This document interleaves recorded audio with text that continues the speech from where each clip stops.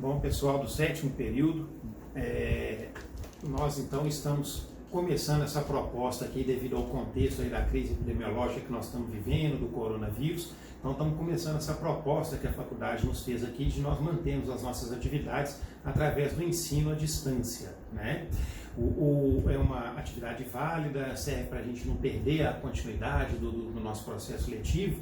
E eu vou fazer para vocês hoje uma apresentação, né, sobre as doenças sexualmente transmissíveis, que seriam as duas próximas aulas do nosso conteúdo de ginecologia, né, da disciplina de saúde da mulher 1, correspondente a aulas de segundas e terças-feiras. De modo que esse vídeo será postado para vocês e quaisquer dúvidas poderão ser encaminhadas, seja através de e-mail ou através de outro contato, outro canal, para que eu possa esclarecer para vocês algum ponto que não ficar bem entendido. Então vamos lá, o nosso tema é DSTs, é um tema que tradicionalmente é dividido em duas aulas e que eu vou condensar em uma aula só. E vou mostrar para vocês depois também um documento do Ministério da Saúde que nós vamos utilizar como referência para nossas condutas. Então vamos lá, né? As DSTs ou ISTs, infecções sexualmente transmissíveis, elas têm esse conceito que vocês estão vendo aí, né? É um conjunto de doenças que têm em comum a transmissão durante o ato sexual. É um conjunto muito amplo de doenças, algumas de transmissão quase que exclusivamente sexual e outras que podem ter uma transmissão eventualmente durante o ato sexual. Nós vamos ver vários exemplos, várias possibilidades, chamar a atenção daquelas que ou são mais frequentes ou são mais graves na prática médica. Tá? A incidência é realmente difícil de ser estimada por vários fatores, né?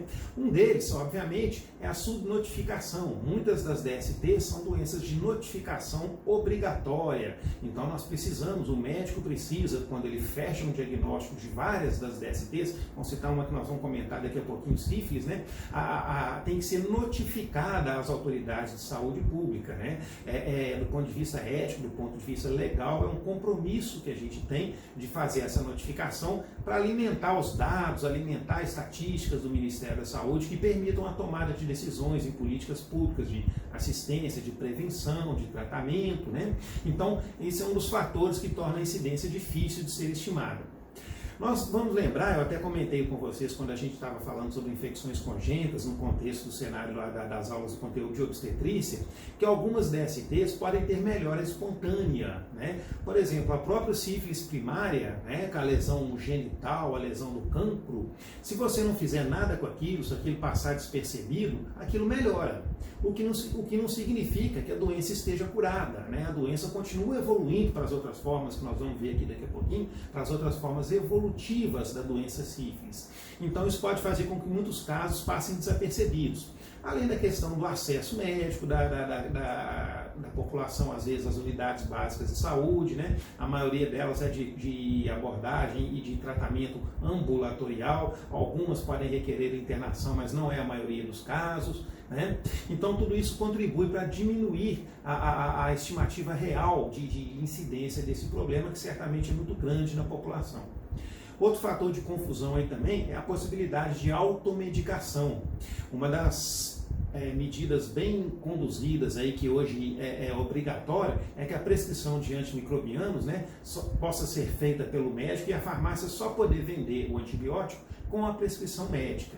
Isso diminuiu um pouco, embora ainda seja frequentemente burlado, né, pela população, pelo alguns comércios menos éticos, mas a automedicação, ela também dificulta às vezes, porque ela pode mascarar um quadro, pode levar a um tratamento incorreto e cronificar ou não permitir o diagnóstico no tempo correto. Então ela deve ser evitada, embora a população, às vezes até por dificuldade de acesso ou por constrangimento, pode às vezes buscar essa alternativa que também interfere na epidemiologia e nos dados estatísticos.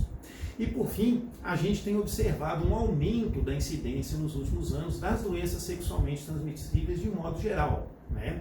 Se a gente pensar, quando eu falo de últimos anos, eu vou buscar até um pouco mais longe, né? A mudança de costumes, a revolução sexual que se viveu há muitos anos atrás e que hoje está passando por um outro contexto, as mudanças das práticas, dos hábitos da população, de alguns conceitos, né? O início mais precoce, às vezes, da atividade sexual, a multiplicidade de parceiros, tudo isso, o não cuidado com algumas medidas de prevenção, de precaução, tudo isso tem levado também ao aumento da incidência das DSTs nos últimos anos. Tá? Bom, e o que tem TDST? A DST é um problema em si, é um problema de saúde pública que afeta o seu portador, que afeta a comunidade, que afeta as parcerias sexuais, e por essa razão ela deve ter uma abordagem pela equipe de saúde, particularmente por nós, médicos e estudantes de medicina e profissionais da área, de modo a prevenir muitas das graves complicações que elas podem ter. Né? Então estão listadas várias delas aí, algumas mais imediatas e outras mais tardias, ligadas à evolução dessas doenças sexualmente transmissíveis. Uma delas é muito comum na população, é a infertilidade. Né? Tanto masculina quanto feminina, às vezes diante de um achado de uma infertilidade, uma constatação clínica de uma dificuldade de um casal para engravidar, nós vamos ter aula de infertilidade no 8º período, às vezes no passado recente ou até no passado remoto, existe uma infecção sexualmente transmissível que não foi corretamente tratada, não foi corretamente diagnosticada, ou até ainda que tenha sido, dependendo da gravidade, do grau de acometimento, pode deixar como sequela a perda da fertilidade. Desde uma forma, vamos dizer assim, muito subclínica, por exemplo, né, eu vou comentar com vocês aqui um pouquinho da infecção por clamídia, né? A clamídia, ela não dá uma infecção genital assim muito aparente, muito evidente. A gente mais desconfia, mais pensa no quadro clínico, tenta fazer esse diagnóstico mais por uma percepção nossa de que possa estar vendo aquilo ali do que propriamente de uma queixa da paciente. De modo que, às vezes, um tempo mais tardio, pode restar como sequela, por exemplo, uma distorção da anatomia da pelve, né, o fator tubo-peritoneal da infertilidade, né, oclusões tubárias, distorções mesmo da anatomia da tuba, que vai gerar como consequência infertilidade. Muitas vezes tardia, como eu disse, outras vezes mais cedo. Uma consequência mais precoce, que é praticamente uma evolução de algumas DSTs mais graves, são as doenças inflamatórias pélvicas, né, da sigla DIP, né, doença inflamatória pélvica. Essa é uma complicação assim mais rápida da evolução das DSTs. Muitas vezes é um quadro de abdômen agudo que sucede às vezes em alguns dias ou semana, né, a instalação de uma DST. Tá? E é uma emergência, muitas vezes, é uma causa de abdômen agudo, que vai parar muitas vezes aí num pronto atendimento, num setor de cirurgia de um hospital, e que precisa muitas vezes realmente da abordagem cirúrgica, várias vezes precisa, que é uma complicação imediata da DST.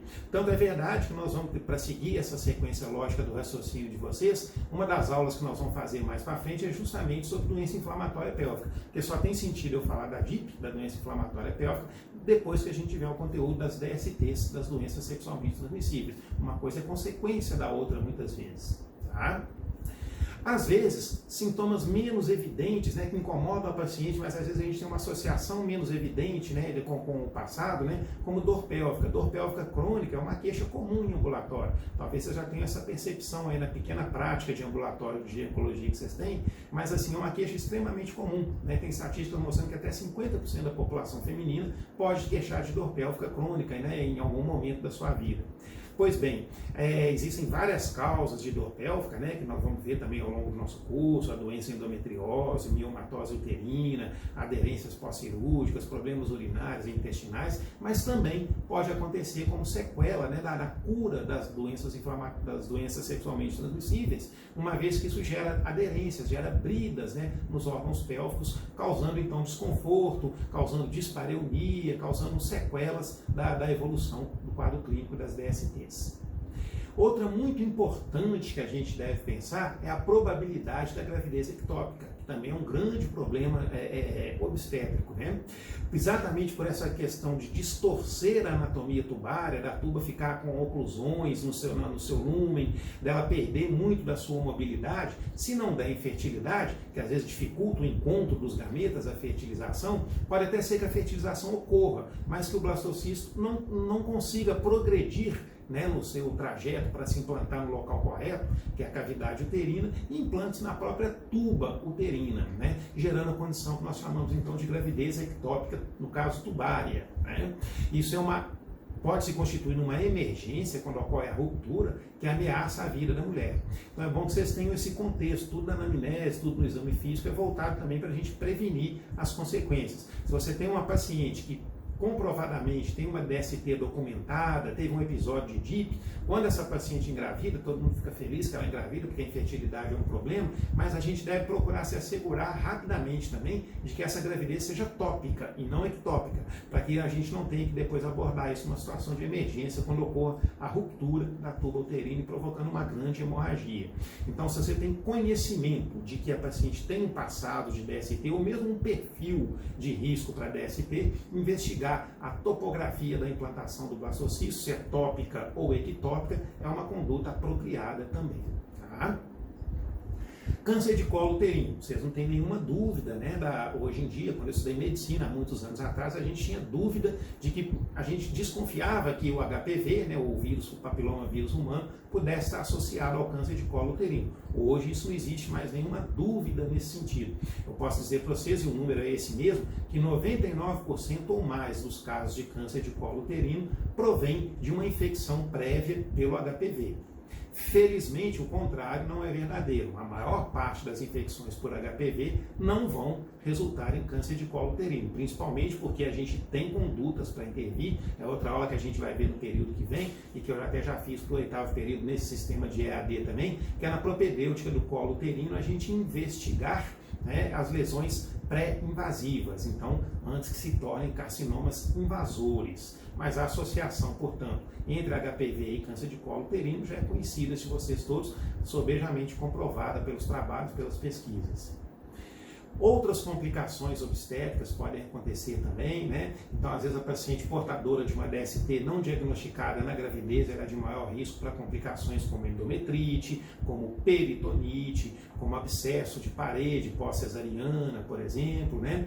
Ela é uma paciente de risco para complicações do tipo ruptura prematura de membranas, né? Que a gente chama de amniorexia, aula que vocês vão ter no 8º período também no conteúdo de obstetrícia, né? É muito mais racional eu identificar no exame ginecológico de uma gestante uma DST e tratar, do que eu deixar aquilo evoluir, porque não me preocupei com aquilo no pré-natal. Toda gestante tem que fazer exame ginecológico, né? Um ambulatório de pré-natal bem estruturado deve dar essa oportunidade a ela, porque dentre várias possibilidades, uma é de identificar doenças sexualmente transmissíveis, tratá-las e prevenir complicações da gravidez ou mesmo complicações puerperais. Duas complicações temíveis da gravidez é a amniorexia prematura, né? Imagina uma membrana amnicoriônica que se rompa na 30ª semana, quando a viabilidade fetal ainda é bastante comprometida. Então é muito mais racional eu fazer uma antibioterapia mais cedo e prevenir a ocorrência desse fato. Ou mesmo que ainda que a bolsa não rompa, mas que ela entre em trabalho de parto pré-termo, né? Processos infecciosos genitais são associados à liberação de prostaglandinas, e isso promover a contratilidade uterina e também ocorrer um parto antes do termo, um parto pré-termo. E às vezes outra complicação que pode colocar em risco a vida da paciente é mesmo a morte. Uma sífilis no seu quadro evolutivo pode levar ao óbito, por exemplo, como todo mundo sabe aí na fase terciária, né? Por doença cardiovascular, por doença do sistema nervoso, né? Outras doenças sexualmente transmissíveis têm complicações sistêmicas também. Então é importante a gente prestar atenção nessas complicações aí para evitar a ocorrência delas.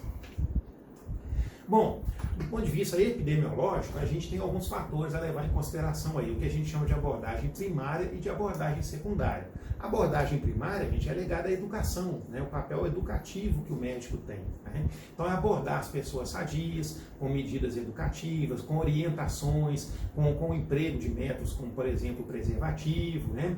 Com orientações sobre práticas sexuais. Então isso é o que a gente chama de abordagem primária, né? De prevenção e de controle das DSTs.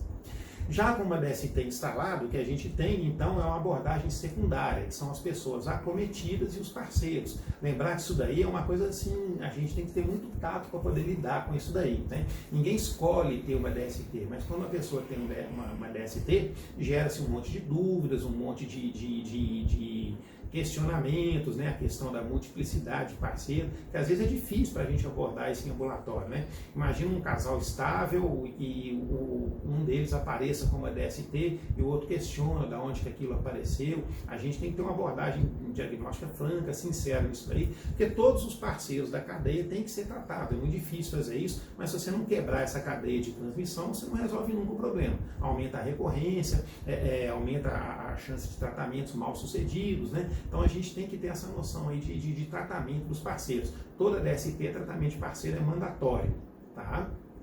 E pensar naquelas populações que são aquelas que têm maior risco, que precisam ser rastreadas. As gestantes, né, obviamente, pelo fato dela estar grávida, então é sinal de que ela não tomava especialmente nenhum tipo de cuidado, de proteção, vamos dizer assim, um uso de preservativo, alguma coisa. Então, só por isso e pelo risco das complicações obstétricas, ela é considerada um paciente de risco para DST, com todas aquelas situações que eu falei, com seja de prematuridade, de amniorexia, de infecção puerperal, que tem que ser estratificado nesse grupo. Pessoas que tenham DSTs prévias, né, muitas vezes porque até a continuidade do comportamento, da situação de exposição ao problema continua. Então, quem tem passado de DST é considerado ainda em risco para manter a recorrência do problema. A gente também tem que ter uma abordagem cuidadosa disso. E esse conceito aqui hoje eu acho muito difícil da gente definir, né? Aí o conceito de promiscuidade, né? Mas assim, a gente tem uma noção de multiplicidade de parceiros sexuais, de início precoce de atividade sexual, do uso de nenhum método, como por exemplo o preservativo, né? De práticas que a gente deve desaconselhar, principalmente a nossa população mais jovem, a população adolescente, a população que pensa menos nessas consequências, nessas possibilidades. Então isso é um conceito assim, um tanto quanto amplo. Vocês perguntaram como é que você definiria promiscuidade, é difícil a definição objetiva disso, mas a gente tem essa noção, essa abordagem, sem nenhum julgamento moral disso daí. E como eu falei no início da aula, né, nós podemos ter DSTs obrigatórias ou DSTs não obrigatórias, mas melhor que a gente usar esse termo obrigatório ou não obrigatório, vamos ver assim, aquelas que são essencialmente por contato sexual. Estão listadas aí para vocês. Ah, bom, mas sífilis pode ser por transmissão vertical, transplacentária? Pode. Pode ser por transfusão de sangue? Pode. Mas a maioria dos casos é por transmissão por contato sexual. Então é essencialmente por contato sexual. O mesmo vale para o gonococo, vale para a clamídia, vale para o cancro mole, nós vamos falar do hemófilos daqui a pouco, para o linfogranuloma venéreo, né? São todas condições assim onde a maioria dos casos é de transmissão sexual, ainda que nem sempre isso fica muito evidente para a gente na história da paciente. Tem aquelas onde é frequente que a transmissão seja por contato sexual, mas não obrigatoriamente, né? Então as donovanoses, que eu pretendo comentar ainda na aula de hoje, as uretrites não gonocócicas, o herpes, né, que pode ser transmitido por outros meios que não contato sexual direto, embora a transmissão sexual seja sempre o mais importante, o condiloma, né, a doença tricomoníase. É pouco provável essas coisas, né? O paciente às vezes sempre fala umas coisas para a gente assim, pouco verificado. Ah, eu peguei isso no banheiro público, eu peguei isso assim. É menos provável que isso aconteça, mas assim, não é totalmente impossível, né, que intermediários possam levar à transmissão dessas condições. Hepatite B, todo mundo sabe que pode ser transmitido por contato com sangue, nós todos somos profissionais de risco para isso, AIDS, ILE, né, por via transplacentária, e no momento do parto, principalmente essas duas últimas condições. Então é frequente por contato sexual, mas não quase que exclusivamente por ato sexual. E tem aquelas que são mais eventualmente por contato sexual, né? Um molusco contagioso, que eu mostro um slide ali para vocês, um problema mais dermatológico, né? Condições aí como as ectoparasitoses, né? A pediculose, a escabiose, né? Que às vezes assim, só você está perto de uma pessoa, peguei piolho por uma relação sexual. Não, mas pega também, pela proximidade física pode ser que pegue, né? Lógico que não é uma DST de maior interesse para nós aqui, mas é um problema que pode ter contato também por esse modo. Obviamente que a maior parte das condições de transmissão disso daí não é por contato sexual, acontece em escolas, acontece em comunidades restritas, né? Mas assim, pode ser também. Parasitoses intestinais, como Shigella e ameba, podem também ser transmitidas, dependendo dos cuidados de higiene, das práticas sexuais, são menos importantes, porque nós vamos abordar aqui na nossa aula, talvez em outras disciplinas vocês vão ter um conteúdo um pouco mais aprofundado sobre essas condições. E as doenças sexualmente transmissíveis, elas podem ser causadas por vírus, né? Então citamos aí o exemplo do HPV, citamos aí o exemplo do herpes, né? Por bactérias, né? O grande exemplo aí é a sífilis, né? O gonococo, podem ser fungos, né? Eu já falei a aula de vulvovaginite para vocês, cândida pode ser candidíase, pode ser por contágio sexual, embora possa acontecer também em pessoa que nem atividade sexual tem, mas também tem transmissão sexual. Protozoários, né? Então, por exemplo, no caso do tricomonas, né? Ele é um protozoário, e os ectoparasitas que eu citei para vocês, né? O pedículos humanos, Sarcoptes cari, aquelas condições transmitidas eventualmente por contato sexual. Muito importante em DST, gente, a gente tentar ser mais resolutivo, não ficar assim prolongando demais a busca, a pesquisa diagnóstica, a investigação com muitos exames complementares sofisticados, né? O Ministério da Saúde propõe, depois eu vou mostrar aqui para vocês um manual do Ministério da Saúde, que é muito útil para a consulta nossa, né? A aula é parcialmente baseada nele, ele passou por atualizações recentes, mas é uma abordagem que a gente chama sindrômica. O que é isso? Baseado nos sinais, os sintomas, fazendo uma propedêutica de baixa complexidade, sem ficar inventando muito exames caros, os exames dispendiosos, pouco acessíveis, tentar ser resolutivo. Você pode até fazer a crítica de isso às vezes superestime casos, ou às vezes trate alguns casos que talvez o diagnóstico não fosse aquele, mas sem dúvida a relação de custo-benefício, a efetividade compensa fazer isso daí. E ela é voltada principalmente à abordagem sindrômica para aquele profissional não especialista, que é o médico generalista, é o médico de família, né? O próprio ginecologista que não é infectologista, e às vezes os casos mais difíceis também tem um pouquinho de dificuldade, então isso visa reduzir, né, numa consulta só, ou no máximo duas, um retorno aí que às vezes é necessário para controle de cura, você fazer um diagnóstico, você tratar e depois ter certeza de que o seu tratamento foi efetivo com controle de cura. E nunca esquecer os contatos dos parceiros, que tem que ser um diálogo franco aí com a paciente. Então a abordagem sindrômica é baseada nesses sinais aí, ó, na presença de secreção uretral, tanto masculina quanto feminina. A abordagem sindrômica vale para os dois sexos, nossa disciplina de saúde da mulher, mas vale para os dois. O manual do Ministério da Saúde vale para os dois. Na presença de ulcerações genitais, nós temos que fazer diagnóstico diferencial das ulcerações genitais. Muitas vezes o diagnóstico é puramente clínico. Na presença das secreções vaginais e no quadro de dor pélvica, que geralmente já indica complicações do tipo DIP, doença inflamatória pélvica. Tá? Então tá aí o documento que eu falei com vocês, depois eu vou mostrar aqui no final da aula e tá aqui o link para acesso de vocês. É um protocolo clínico estabelecido pelo Ministério da Saúde em 2015, mas que passou por uma atualização agora em 27 de junho de 2019, onde ele tem todas as condutas preconizadas, é um documento grande. Vou até mostrar aqui para vocês aqui um pouquinho, depois eu volto aqui. Ele está aqui, ó.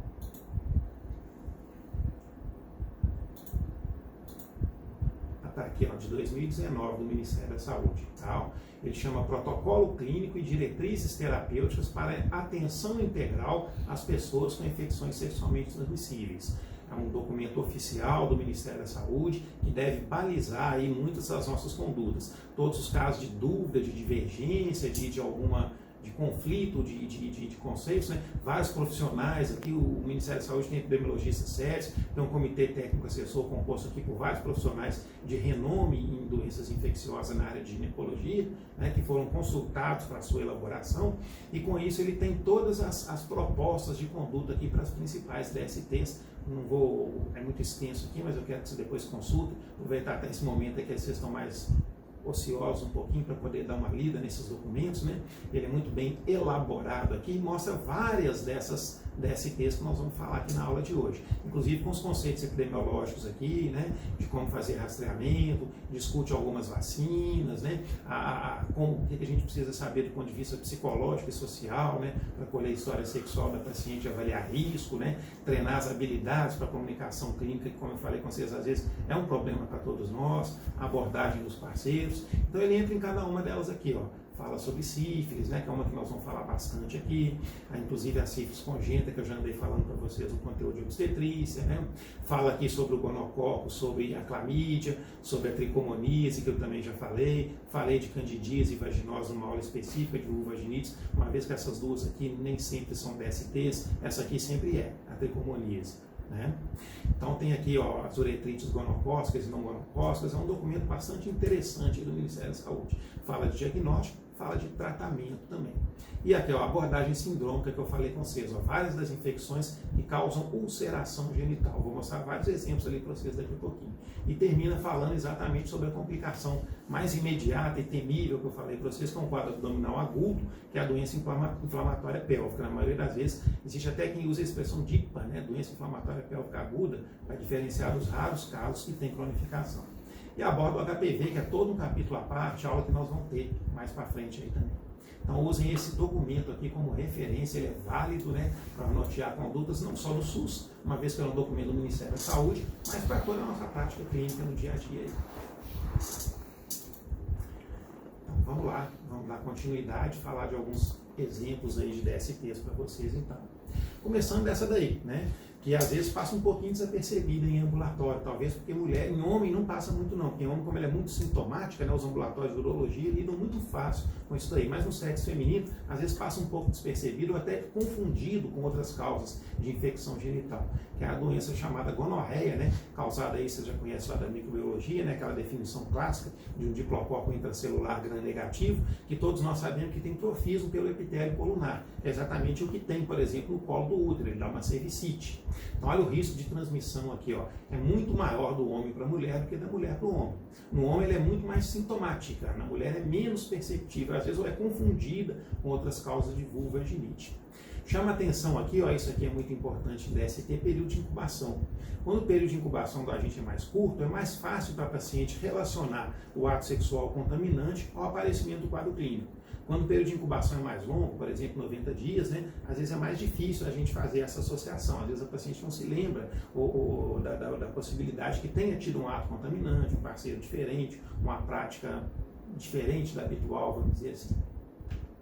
O quadro clínico da gonorreia, como eu falei, ó, grande parte das pacientes às vezes não queixa nada.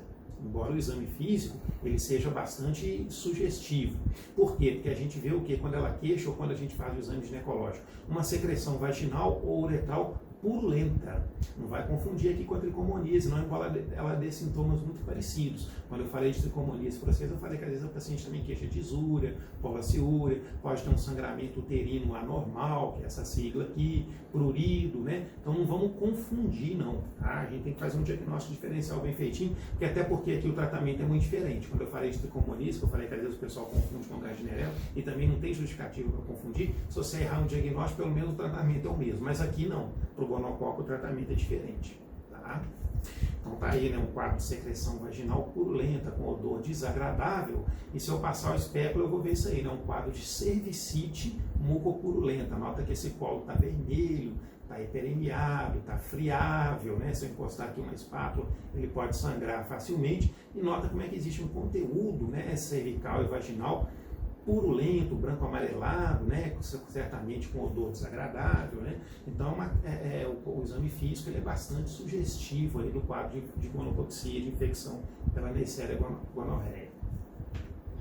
Bom, o que tem? Além do problema genital em si, a gonorreia é uma doença que pode evoluir sistemicamente, como eu falei com vocês, ou condições que podem ameaçar a vida da paciente. Então, uma doença inflamatória pélvica, isso vira uma emergência, vai parar no pronto atendimento, vai parar em um ambulatório de cirurgia, né?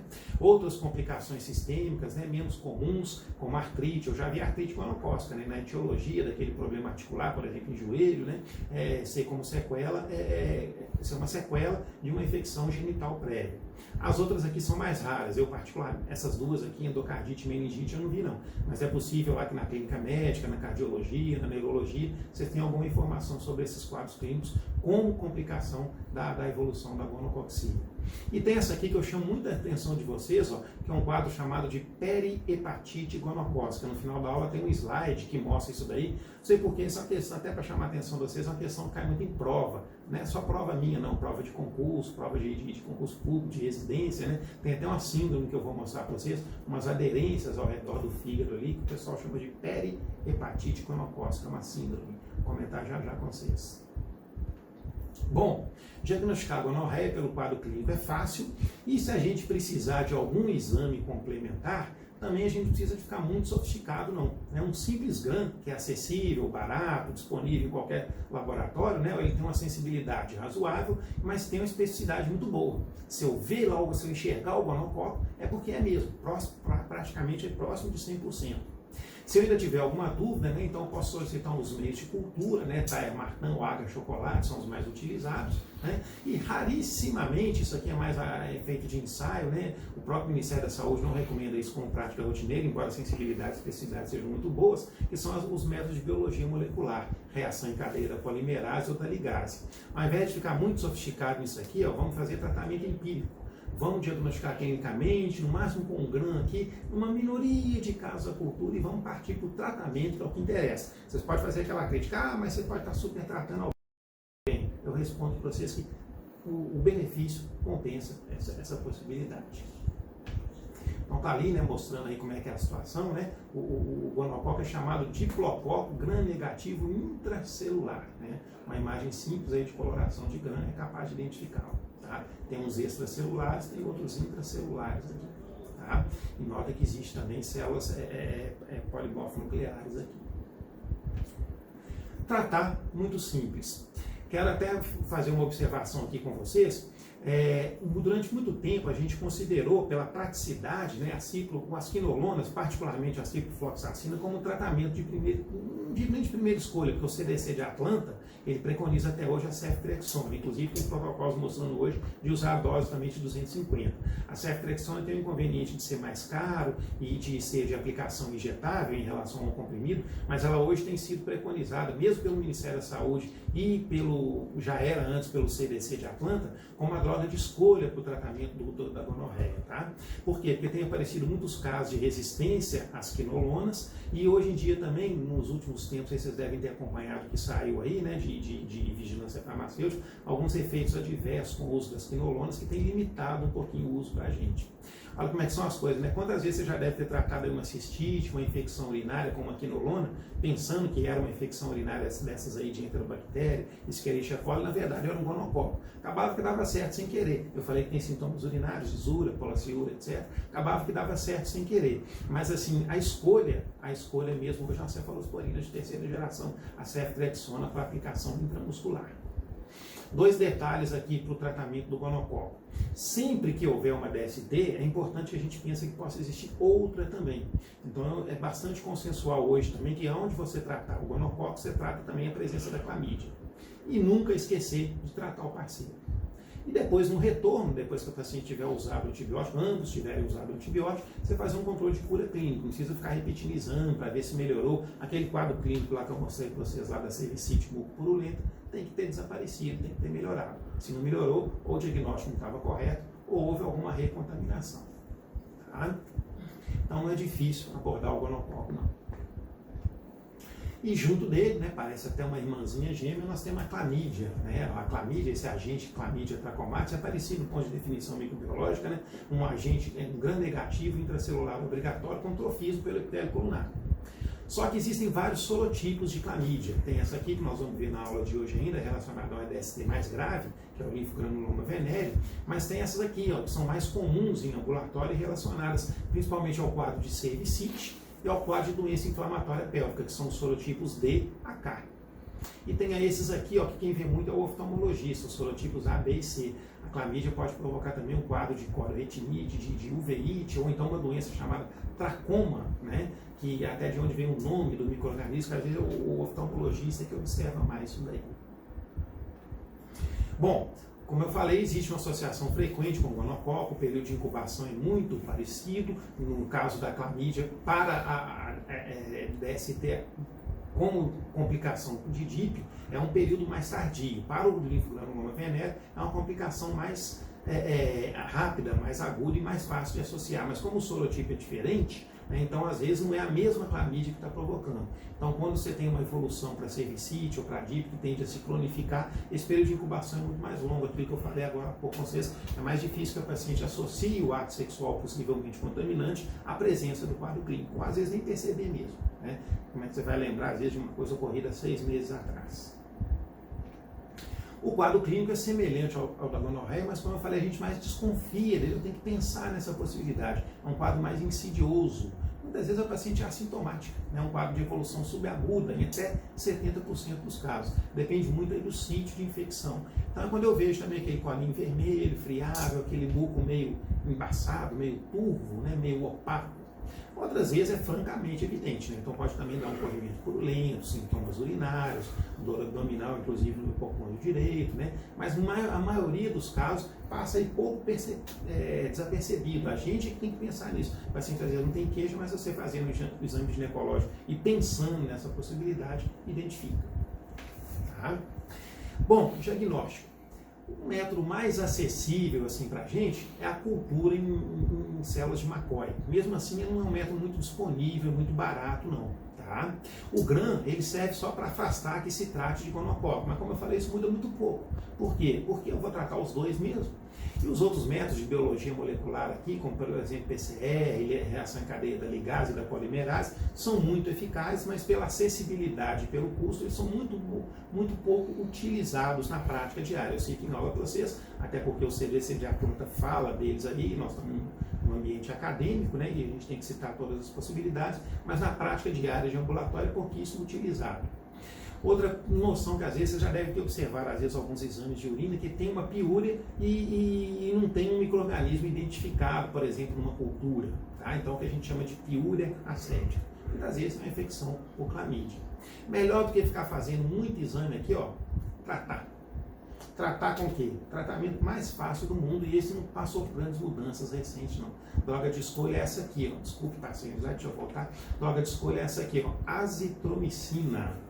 Muito mais prático, né? 1000 mg via oral, dose única. Nós temos azitromicina em comprimido de 500, tem que tomar 2, então um comprimidinho maiorzinho, um cadinho mais difícil de deglutir, mas dá para deglutir tranquilamente, de 1000 mg em dose única. Pronto, acabou. As outras opções são alternativas, né? A gente sempre deve procurar buscar em DST um tratamento que melhore a adesão da paciente. Então, vocês vão te convir, até nós que temos um nível socioeconômico e cultural melhor do que a média do ambulatório, nós temos dificuldade, às vezes, para tomar um remédio de 12 em 12 horas, em 10 dias, ou de ser... Quero ver quem de nós aqui que tomando um remédio de 6 em 6 horas, 7 dias, não esquece um monte de doses. Imagina a média da nossa população, né? Então, a gente tem que optar por aquele tratamento que facilita a adesão da paciente com a mesma ou com eficácia semelhante. Então, azitromicina, dose única de 1 grama, 1000 mg, é a dose de escolha, a droga de escolha. E lembrar, como eu falei, que onde se trata gonococo, se trata clamídia, onde se trata clamídia, se trata gonococo também. Então tem que sair com a injeção da ceftriaxona e tem que sair com o comprimido da azitromicina tratável. Às vezes, por exemplo, assim, eu sempre brinco com vocês as coisas de prática clínica, né? Quantas vezes a gente dispõe de sair de amostra grátis, você já dá para a pessoa, se você tem certeza do seu diagnóstico, ou está suspeitando, no caso da clamídia, um grau de suspeita, em vez de ficar pedindo muito exame, dá o comprimido, toma ali na hora, na sua frente. É a maneira da gente assegurar que o tratamento está sendo feito corretamente. Dá para o parceiro também, se estiver junto. Essa nós já andamos abordando aí na aula de infecções congênitas. Eu vou falar hoje só sobre o ponto de vista ginecológico, com menos preocupação com a questão da transmissão vertical, que é a doença DST chamada sífilis, que vocês já conhecem, né? Não vou ficar repetindo o conteúdo da microbiologia, que vocês já tiverem em outras disciplinas, ou vão ter aí no conteúdo de doenças infecciosas, né? O agente, que é uma bactéria, né? O Espiroqueta treponema pardo. Olha o período de incubação. Às vezes não é muito fácil a gente poder associar também o ato sexual contaminante à exposição à manifestação do quadro clínico. Em média 21 dias, mas podendo chegar até 90 dias. Então nem sempre a gente consegue, a paciente consegue associar uma coisa com a outra. Já descrevi para vocês, vou passar bem batido aqui, né, as fases de evolução da doença. Quando eu falei no conteúdo de obstetrícia sobre infecções congênitas. A sífilis primária, a secundária, depois um período em que a paciente fica livre de sintomas, que a gente chama de sífilis latente, e depois a evolução tardia de anos mesmo, né, às vezes décadas, né, que é a forma tardia ou terciária aqui, que é caracterizada por acometimento principalmente do sistema cardiovascular e do sistema nervoso central. Bom, a lesão típica da sífilis primária nós temos que estar habituados a procurar, a identificar em toda a população ginecológica e na população obstétrica também. É a chamada lesão classicamente descrita como cancro duro, é uma lesão ulcerada. Então, quando eu falei da abordagem sindrômica, né, das úlceras, é uma lesão ulcerada, mas é uma úlcera de características muito peculiares, né?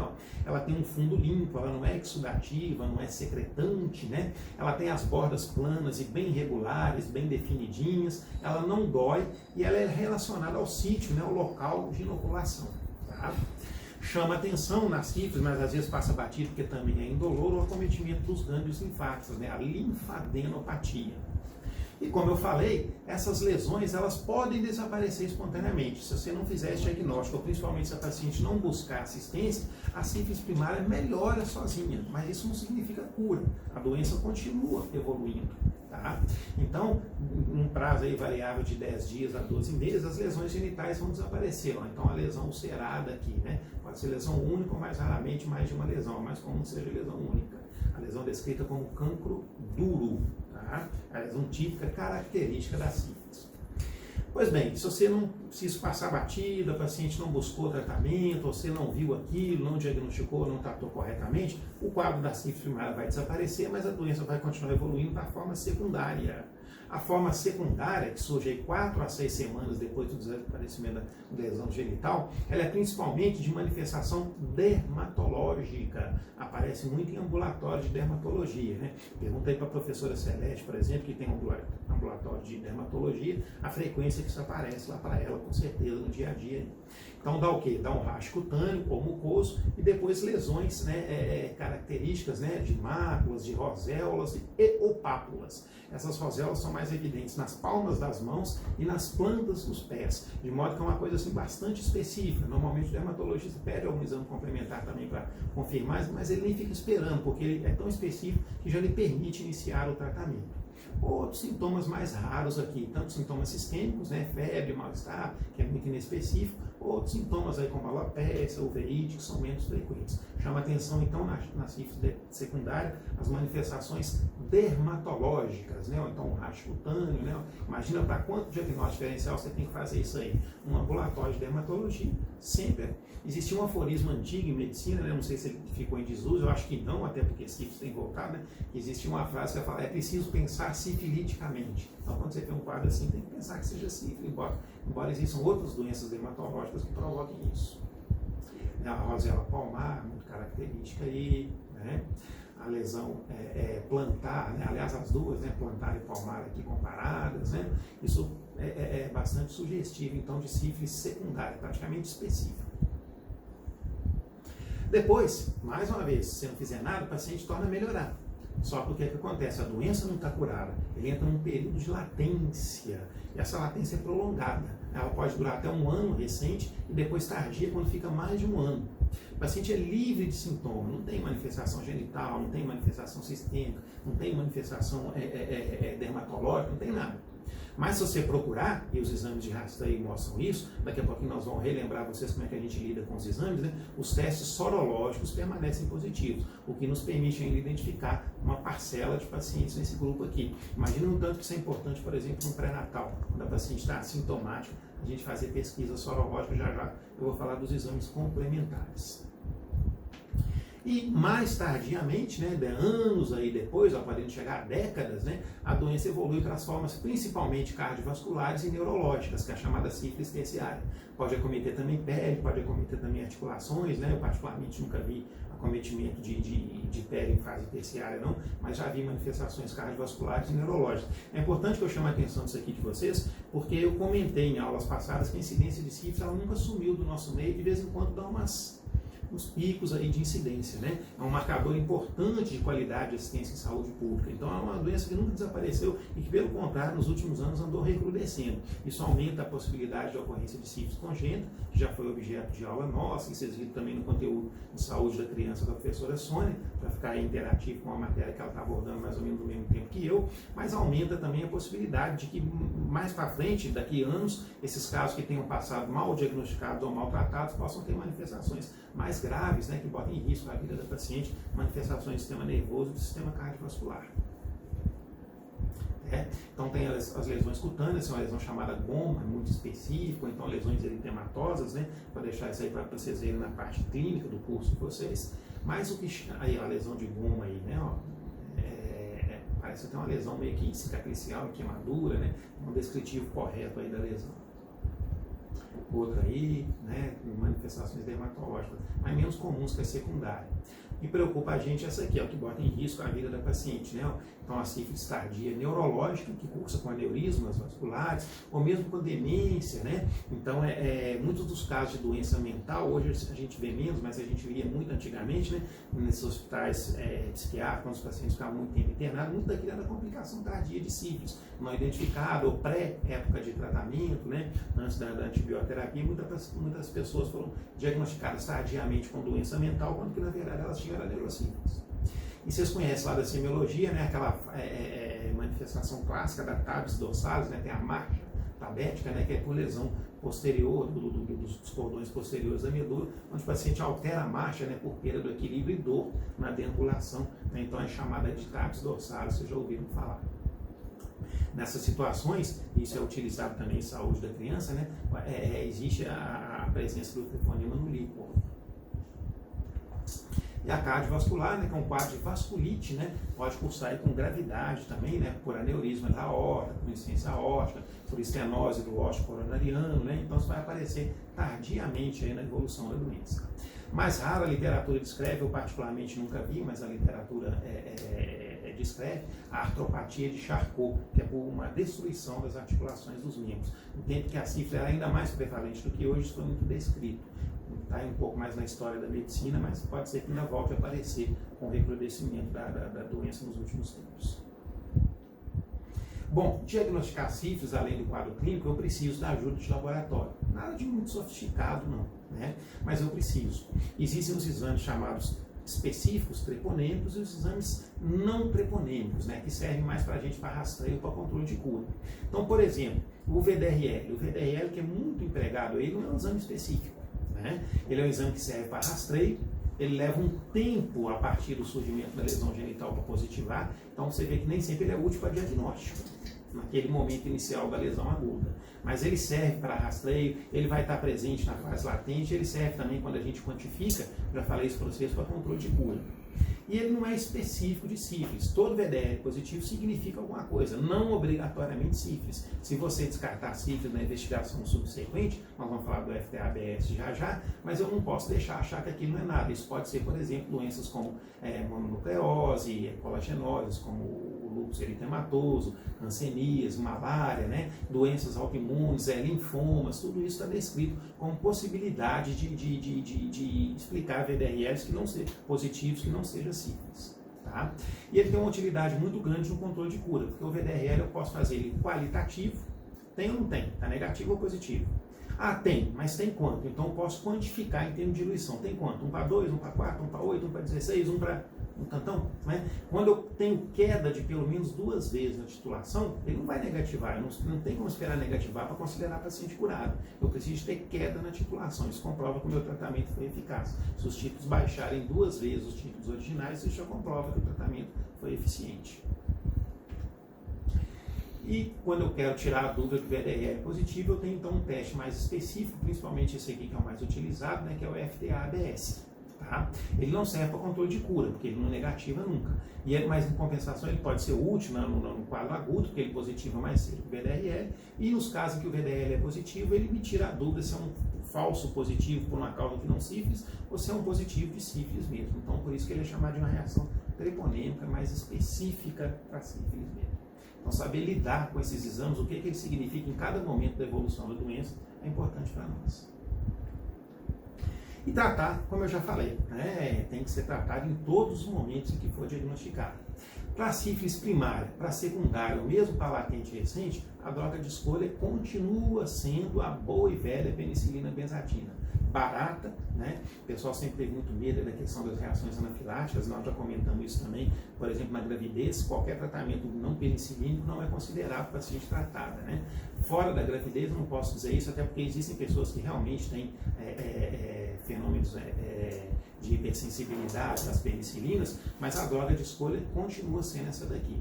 penicilina benzatina, uma droga parada, andou aí dando umas sumidas aí do mercado, mas já voltou, e hoje com o inconveniente aí de ter que só poder ser administrada em ambiente hospitalar. Eu falei que devido ao recrudescimento da doença, o Ministério da Saúde tem até considerado a possibilidade de voltar a permitir, como a gente fazia antigamente, né? Eu já tenho bem mais tempo de estrada que vocês aí. Antigamente, quando a gente queria assegurar um tratamento de sífilis, é lógico que a gente corria algum risco, mas não tinha recomendação das autoridades sanitárias nesse sentido. A gente aplicava no posto de saúde mesmo. Cansei de assistir a aplicação, o técnico de enfermagem aplicava a penicilina benzatina ali do meu lado, né? Porque eu queria confirmar o tratamento tenha sido eficaz. Agora, a forma benzatina, ela pode ser utilizada também para a forma latente tardia ou, raramente, para a forma terciária. Para a forma terciária, nós vamos ver que a melhor escolha é a penicilina cristalina. Aí tem que fazer com o paciente internado, né? Porque no regime posológico de administração endovenosa, no intervalo desse aqui de 4 em 4 horas, por um período prolongado, como 10 a 14 dias, aí é só com o paciente internado mesmo. Tá? Mas a benzatina, volto lá, ó, droga de escolha, em dose única, de preferência, sempre que eu falei que a apresentação é de 1.200.000. A gente sempre deve tentar garantir a adesão do paciente ao tratamento, facilitando a vida dele aí, tomando antibiótico da maneira mais rápida, mais prática possível. Se você prescrever uma coisa para usar em longo tempo, o paciente não usa, abandona o tratamento. 2 detalhes, né? Os pacientes que realmente têm fenômenos de hipersensibilidade à penicilina, existem regimes alternativos, tetraciclinas, eritromicinas, mesmo a ceftriaxona pode ser utilizado. Nenhum deles tem a mesma eficácia da penicilina benzatina, mas às vezes é a opção que a gente tem.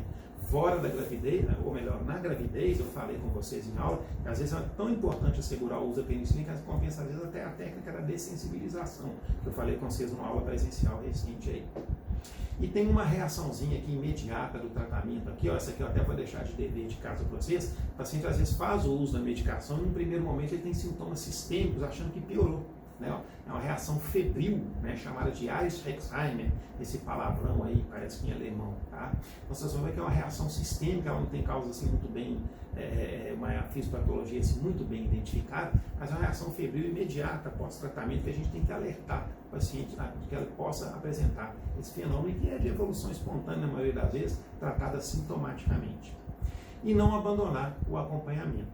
O acompanhamento a gente faz com VDRE, a intervalos mais curtos no primeiro tempo e depois a intervalos mais espaçados até se ele negativar. Mas como eu falei para vocês, baixando a titulação em 2 vezes a titulação do original, o paciente é considerado tratado.